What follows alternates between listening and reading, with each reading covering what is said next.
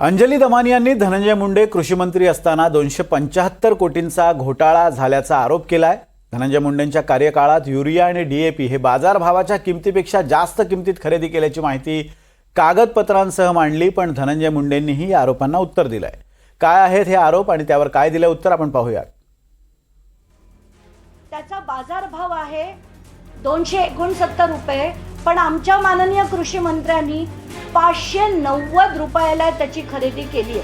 म्हणजे आता काय प्रत्येक गोष्टीची खरेदीची किंमत काय दमानी यांना विचारून ठरवून सरकारने खरेदी करायची? आता तरी कृषी मंत्री तेव्हाचे आणि आताचे मंत्री धनंजय मुंडे हे मंत्री बनण्याच्या योग्यतेचे नाहीत। आजपर्यंत अंजलीताई बदनामियांनी म्हणजे बदनामी करण्याच्या पलीकडे माझं चॅलेंज आहे।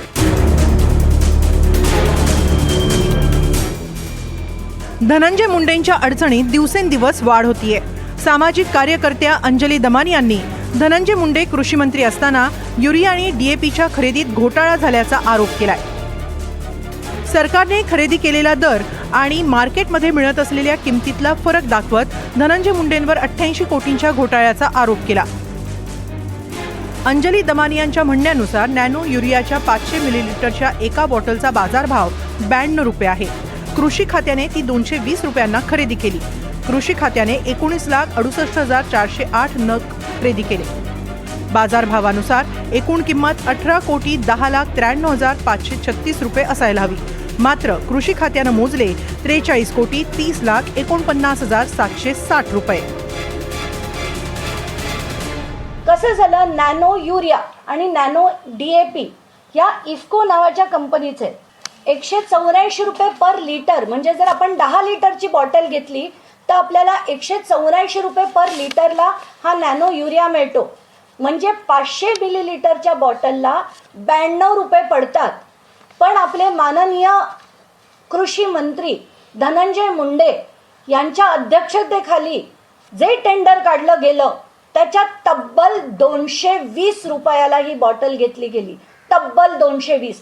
आदरणीय पंतप्रधान महोदयांनी प्रोत्साहन केल्यानंतर देशातलं पहिलं राज्य असं आहे की ज्या राज्यांनी 4 लाख शेतकऱ्यांना या ठिकाणी नॅनो दिला। आणि नॅनो खत आपल्याला माहीत असेल, हा पूर्णपणाने याची जी खरेदी झालेली आहे ही इफ्कोकडनं झालेली आहे, जी सेंट्रल गव्हर्नमेंटच्या अखत्यारीत असणारी कंपनी आहे। हे झालं नॅनो युरियाच्या खरेदीबाबत। असाच घोटाळा नॅनो डीएपीच्या खरेदीतही झाल्याचं अंजली दमानिया यांचं म्हणणं आहे। नॅनो डीएपीचा बाजारभाव 261 रुपये असताना कृषी खात्यानं 590 रुपयांना 19,57,438 नग खरेदी केले, ज्याची बाजारभावानुसार 51,08,91,000 रुपये किंमत असली पाहिजे। मात्र कृषी खात्यानं यासाठी 1,15,48,48,88,000 रुपये मोजल्याचा दावा दमानी यांनी केलाय। नॅनो डीएपी दुसरं दाखवते। हे नॅनो डीएपीची बॉटल आहे, याची किंमत आहे 522 रुपये 1 लिटरची। म्हणजे एका लिटरला जर 522 असेल तर 500 मिलीलिटरला ही केवळ 269 रुपयाला पडते। म्हणजे ह्याच्यात आणि किती बॉटल घेतल्यात आपल्या कृषी विभागाने? तब्बल 19,57,438 बॉटल घेतल्या। काश्मीर पासून ते कन्याकुमारीपर्यंत एकच आहे आणि त्याच्यापेक्षा कमी दरात या ठिकाणी नॅनोच्या खताची खरेदी केली गेली आणि 4 लाख शेतकऱ्यांना देण्यात आल्या। 4 लाख शेतकऱ्यांची फवारणी, म्हणजे विचार करा त्यांचं, म्हणजे 7 मिनिटात जर 1 एकर फवारणी होत असेल आणि तेही 200 रुपयामध्ये आणि 600 रुपये फक्त ड्रोनचा खर्च। अंजली दमानी यांनी धनंजय मुंडेंवर फवारणी पंपातही भ्रष्टाचार केल्याचा आरोप केला।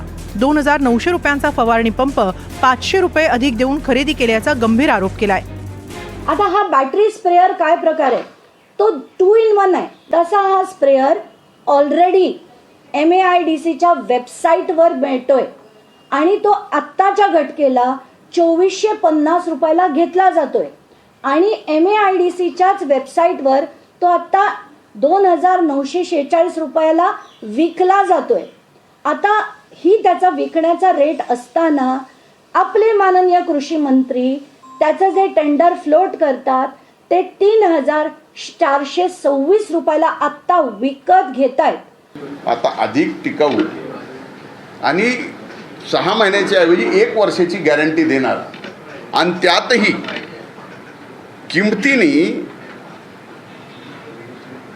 इतर सर्व राज्यापेक्षा कमी किमतीत म्हणजे 2,857 रुपयात हा पंप शासनाला पडलेला आहे. हे सगळं प्रकरण मार्च 2024चं म्हणजे लोकसभा निवडणुकी आधीचं आहे. त्यावेळी मुख्यमंत्री होते एकनाथ शिंदे आणि अर्थमंत्री होते अजित पवार. त्यावेळी या संदर्भातील कंत्राटाच्या फाईलवर एकनाथ शिंदे आणि अजित पवारांनी सही केल्याचं म्हणत दमन यांनी त्यांच्यावरही गंभीर आरोप केलाय. मुख्यमंत्री हे वेगळ्या पक्षाचे होते, त्यांची उपमुख्यमंत्री जे वित्तमंत्री पण आहेत ते त्यांच्याच पक्षातले होते. तर आता याच्यात त्यांचा सहभाग आहे की नाही हे ते सांगू शकतात आणि धनंजय मुंडे सांगू शकतात. त्याच्यावर वित्तमंत्र्यांची पण सही आहे, म्हणजे अजित पवारांची देखील सही आहे. एका रात्रीत अशी काय घाई होती की ते एका रात्रीत करण्यात यावं? कारण त्यांना निवडणुकीसाठी पैसा हवा होता, कशासाठी पैसा हवा होता, या सगळ्या गोष्टींचा उलगडा आता धनंजय मुंडेंनी करावा. कोणतीही बाब डीबीटी मधून वगळण्याचे अथवा समाविष्ट करण्याचे संपूर्ण अधिकार हे नियमातील तरतुदीनुसार माननीय मंत्री म्हणजे कृषी त्यावेळेस मी असताना माननीय मुख्यमंत्री यांचे आहेत. आणि या प्रक्रियेमध्ये सुद्धा याच कार्यपद्धतीचा अवलंब केलेला आहे. आणि माननीय उपमुख्यमंत्री वित्त व माननीय मुख्यमंत्र्यांच्या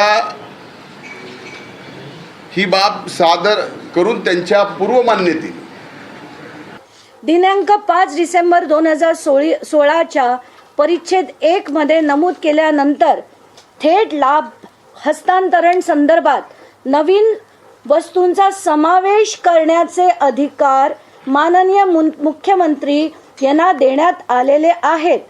तथापि वस्तू वगळण्याचे अधिकार देण्यात आलेले नाहीत. कृपया याची नोंद घ्या की त्यांना वगळण्याचे अधिकार देण्यात आलेले नाही. बीड प्रकरणात धनंजय मुंडेंच्या राजीनाम्याची मागणी वारंवार होते. धनंजय मुंडेंवर अनेक आरोप झाले. आता या कथित 275 कोटींच्या घोटाळ्यात धनंजय मुंडेंच्या राजीनाम्याची मागणी दमान यांनी केली आहे. बीड प्रकरणात अटकेत असलेला वाल्मिक कराड मुंडेंचा कार्यकर्ता असल्याचा आरोप धनंजय मुंडेंवर झालाय. परळीत राखेची अवैध वाहतूक, पोलिसांकडूनच वाळूचा धंदा, बोगस बिलं काढून 73 कोटी लाटणं, अनेक वर्ष अधिकाऱ्यांची न झालेली बदली, बिंदू नामावलीप्रमाणे अधिकाऱ्यांच्या न झालेल्या नियुक्त्या, मुंडे पालकमंत्री असताना वाल्मिक कराडच सगळं काही बघत असल्याचा आरोप करण्यात आलाय. परळीच्या औष्णिक विद्युत प्रकल्पाच्या राखेवरूनही अनेक आरोप मुंडेंवर झाले. बेकायदेशीररित्या ही राख उचलली जात असल्याचा आरोप दमान यांसह भाजपच्या आमदारांनीही केले. आमची परळी साफ केली तर चूक केली का असं म्हणत धनंजय मुंडेंनी विरोधकांना उत्तर दिलं. मध्ये ऑफिस ऑफ प्रॉफिटचा विषय काढला. अरे तुम्ही काय म्हणजे ऑफिस ऑफ प्रॉफिट काय कसं काढू शकता? जी थर्मल पॉवर स्टेशननी कोळसा वापरून जी घाण केलेली आहे, जी घाण थर्मल पॉवर स्टेशननी पैसे देऊन काढावं असं सुप्रीम कोर्टाने ऑर्डर केलेलं आहे. हे बॅगमध्ये जात नव्हत्या, स्लरीमध्ये जायचे. त्यावेळेस राखेचे तळ असायचे. आता आमच्याकडे अशी 2-4 तळे आहेत. ही तळे साफ करायला नको.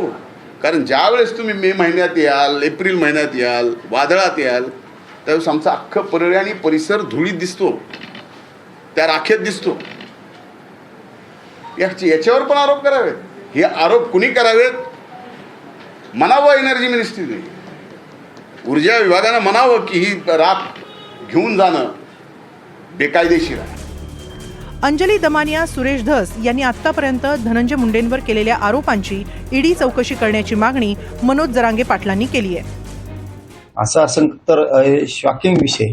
गोरगरिबांच्या शेतकऱ्यांचे रात्रंदिवस कष्ट करतात, त्यांच तरी रक्त नका पिऊ रे. तुमच्या नेत्यानं गोरगरीब लोकांची दलिंद्री पार करायसाठी कळत असलं त्या धनंजय मुंड्याला तर बघ जरा. गोरगरीब लोकांची दलिंद्री पार करायसाठी देवाचं रान करून तो समाज वर आणला आणि तो पुरा मातीत मिसळीला. इतक्या पैशासाठी आणि दुसऱ्या जातीवर जळतो, जातीवाद करतो यासाठी पुरतं संपून घेतलं आणि संपवलं. राहिली थोडीफार उरली सुरली तेवढी तरी ठेव. तरी पण सरकार असल्या लोकांना सांभाळतंय म्हणल्याच्या नंतर राज्यात जनतेलाच रस्त्यावर यावं लागणार, त्याशिवाय सरकार ठिकाण नाही. 58 दिवसांपासून धनंजय मुंडे आरोपांच्या पिंजऱ्यात अडकलेत. विरोधकांचा प्रत्येक वार पलटवून लावण्याचा धनंजय मुंडे प्रयत्न करतायत. सुरेश धस यांनी परळीतील बोगस बिलांसंदर्भात केलेल्या आरोपांच्या चौकशीसाठी अजित पवारांनी समिती नेमली. मात्र धनंजय मुंडे म्हणतायत ही मीडिया ट्रायल सुरू आहे, तर विरोधकांनी यामागे भाजप असल्याचा संशय व्यक्त केलाय. हे षडयंत्र भारतीय जनता पार्टीच्या माध्यमातून तर चालू नाही का? एका पक्षाच्या एका अजितदादाच्या पक्षाच्या नेत्याच्या विरुद्ध आपल्याच माणसाला आरोप करायला लावायचे असू शकतं याच्यावरती. आता त्यांचं इंटरनल पॉलिटिक्स आहे, काय कोणाला मुख्यमंत्री व्हायचं आहे, कोणाला उपमुख्यमंत्री व्हायचं आहे, कोणाला मंत्री व्हायचं आहे. हे नेमकं काय करायचं आहे? माझी अंजलीताई बदनामी यांना माझ्यावर सातत्याने आरोप करण्याचे काम ज्यांनी कुणी दिले असेल, माझ्यावर सातत्याने आरोप करायचे काम ज्यांनी कुणी दिले असेल त्यांना व अंजलीताई दमानी यांना माझ्याकडून शुभेच्छा आहेत. दमानी यांनी याआधीही अनेकांवर आरोप केले. एकतर त्यांनी पक्ष बदलला किंवा त्यांना क्लीन चिट मिळाली. मुंडेंवर झालेल्या या आरोपांवर आता मुख्यमंत्री फडणवीस आणि उपमुख्यमंत्री अजित पवार काय भूमिका घेणार हे पाहणं महत्त्वाचं असणार आहे. Bureau report, NDTV Marathi.